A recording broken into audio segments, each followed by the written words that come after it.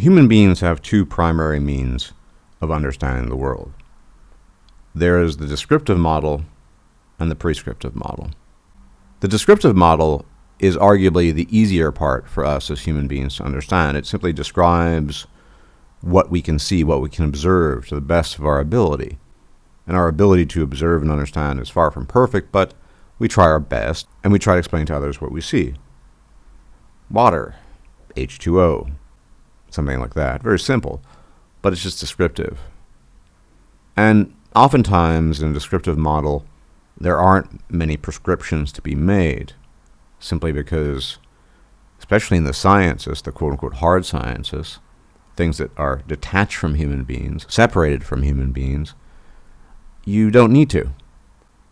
Describing tectonic plates, gravity, take your pick, these are things that do not need a prescription. But even then, sometimes you can make descriptive observations which require prescriptions. The fact that the Stygian pit, also known as California, lies on a fault line, thus making it very high risk for earthquakes, something we can observe continually throughout its history, is descriptive. However, from that description can arise, naturally, prescriptions to be made about what to do about it and how to deal with the potential risk of earthquakes. But when it comes to human behavior, things become a lot muddier. Any sort of description of human behavior will naturally pull people in to make what we call prescriptive value judgments. Classic example from the field of linguistics would be prescriptivity in linguistics, telling you what is quote-unquote correct to say versus descriptive. So a person might say, oh, I did really good on that test, which descriptively is perfectly fine. But prescriptively it's wrong because he needed to say, I did really well on that test. And this is where these value judgments come into play. Some people don't care one way or another if the guy says, I did really good on the test, and some people care a lot whether or not he says I did well on the test. And this holds true for an entire range of human behavior. But today we're going to be talking about human reproductive behavior and the descriptive aspects of it versus the prescriptive. So, a lot of people like spending time talking about single motherhood, mostly because it's a sore wound that everyone can see in many communities. Many of the intuitions people have may or may not be correct.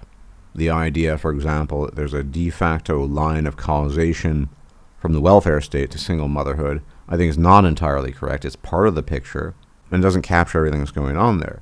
Yes, for example, the welfare state encouraged, incentivized certain types of reproductive behaviors. But the fact of the matter is that not everyone has the exact same reproductive behavior. The fact that single motherhood typically leads to other versions of single motherhood down the line tells me that there's a genetic factor at play, that there's a behavioral phenotype, a phenotype we might call promiscuity, that is greater in some individuals than others. And that when you lift the barriers in place that discourage that type of behavior, not prevent entirely, but discourage, it becomes that much easier to exercise that behavioral phenotype. And we have to be aware descriptively of what's going on, because single mothers typically give birth to daughters who themselves become single mothers, often very young. And their sons are often delinquents. But who are the types of people that the typical single mother are mating with? They're typically delinquent men, thugs, absentee fathers, etc., etc. And so it's no surprise, independent of the social phenomenon, independent of the government, that this is a type of behavior that will be passed on to further generations. And the descriptive aspect here is that this is a very successful model. Young people, in general, having children at a very young age, with their children themselves in the future having children at a very young age, and so on and so forth into the future. This is a very useful way of getting your genes across the next generation. It's totally functional from the perspective of fitness, right? Survive long enough, get your genes to the next generation. It's fine if we only want to be descriptive about it. It's fine. It works well. It works differently from other reproductive models, but it works well. But the problem with this is that When it comes to human phenomena in general, and specifically social and reproductive phenomena, we can almost never be descriptive, at least in how we approach things. Because I can sit here and descriptively talk about why this is a good way of reproducing and putting your genes into the next generation and ensuring that you're fit. But that's a separate discussion from the broader discussion of whether or not, on the macroscopic scale, that's beneficial to society at large, to communities, etc., etc. And here, we have to make prescriptive judgments. In fact, we cannot avoid such prescriptive judgments. Why? Because you might have a descriptive model, but it's still consequential. A more extreme example might be describing the symptoms of a heroin addict. Now we can describe how the heroin works itself into the guy's body and what effects it has on him, his mentality, his psychology, his physiology. That's an entirely different discussion from whether or not it's a good idea if you should be shooting heroin up in the first place. And the reason I say this is because we can try to be objective about descriptive models of human behavior, modes of existence, and that's fine, and it's useful for understanding things. In this case, the phenomenon of single parenthood, aka single motherhood. But it doesn't tell us anything about the other consequences related to it necessarily, or if it's a good thing in terms of its functionality beyond promoting individual fitness. And I would argue that it's not. That the wide-scale phenomena of single motherhood is not good as intuition a lot of people have. Although I think, again, they are misunderstanding the ultimate cause here. Genotypes give rise to phenotypes, and they act upon incentives. For example, government interference in certain communities. But it doesn't really tell us what we should do about it. To ask the question, prescriptively, if this type of behavior should be encouraged.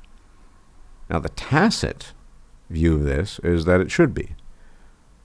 Remember what I mentioned in the previous video, that no one is telling people about the long-term effects of their behavior. Just like nobody's telling people about the possible deleterious effects of a particular reproductive strategy at scale.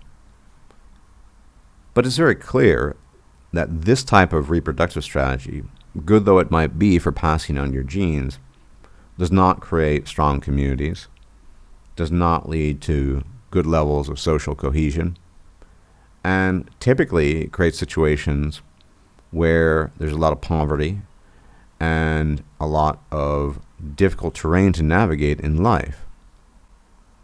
And as a consequence, we have to make a prescriptive judgment about the value of this reproductive strategy independent of the descriptive aspects of it.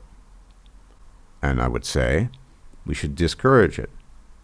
But that's where we're at these days, in this current year, where we have this notion of anything goes.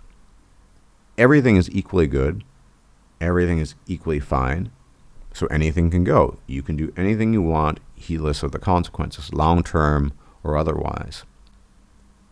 And that is the problem we're facing. For one, people aren't even giving a good description of what's going on, certainly not in the mainstream. But for another, we've reached the point where prescriptive notions, not always, but oftentimes, born of good common sense, are no longer permissible and are no longer allowed to be uttered. Now, these types of people, promiscuous people, people who are very libidinous, people who typically would reproduce frequently and very young, they've always existed. Otherwise, we wouldn't observe this type of phenotype in the population. But the difference was it was discouraged. It wasn't perfect in the past, but the environment was such that that type of behavior was discouraged. It still occurred, it's just you heard a lot less about it. Not least of which because social media didn't amplify this. We hear a lot about this because of social media. It would be difficult to ascertain what the actual numbers were back in the day prior to the emergence of the internet and various other platforms, but I suspect the numbers would have been somewhat lower.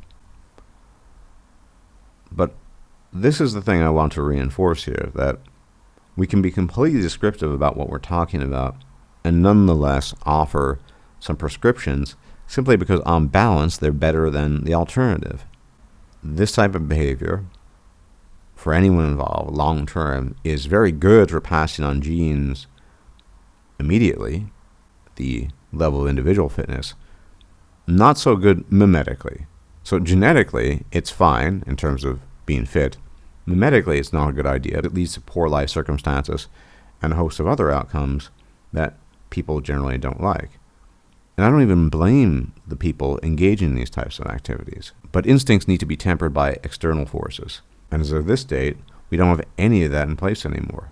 So I have no problem personally making prescriptive value judgments about certain things. In this case, that, say, the phenomenon of single mother is not generally good. But I think we've really passed a point, and I don't know when this point was, where any value judgment, which is to some degree subjective, is permissible. That's where we're at. You can say nothing about anything because everything is equally fine. And this, I think, long term is a recipe for disaster. And I say this as somebody who finds the descriptive aspect of things fascinating. But nonetheless, we sometimes do need to reinforce prescriptivity, whatever the phenomenon might be. Anyway, gentlemen, thank you for tuning in. Please hit the like button if you've not yet done so. Share the video, the bell icon to be informed of future videos. And as always, if I'm still alive, I'll check you out later. May the gods watch over you. Take care. If you liked this video, please like, share, and subscribe. And if you enjoy my content, please consider making a donation or becoming a patron. Thanks for watching.